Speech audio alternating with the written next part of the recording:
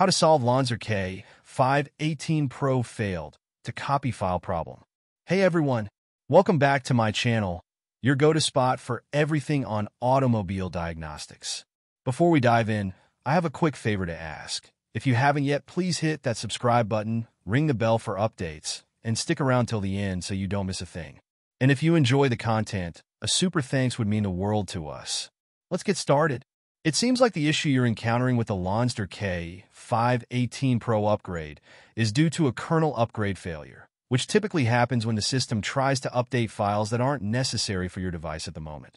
Here's how you can resolve the issue and perform the update successfully. 1.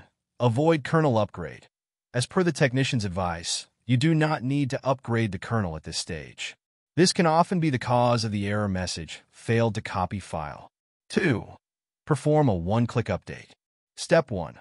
From the main menu, select One-Click Update. Step 2. In the next interface, select One-Click Update Begin. Step 3. The system will begin downloading the necessary database files. Step 4. Wait for the process to complete, ensuring the update is successful. This method should resolve the update issue and allow your Lonsdor K518 Pro to function properly without needing to manually handle kernel files. Additional tips. Ensure stable network.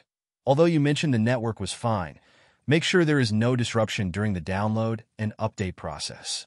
Backup files. Always ensure that important data is backed up before performing any updates to avoid loss of data.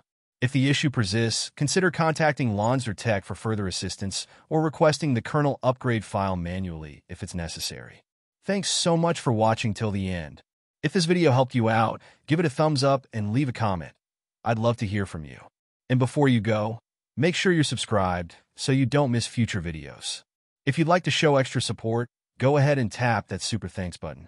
Until next time, happy diagnosing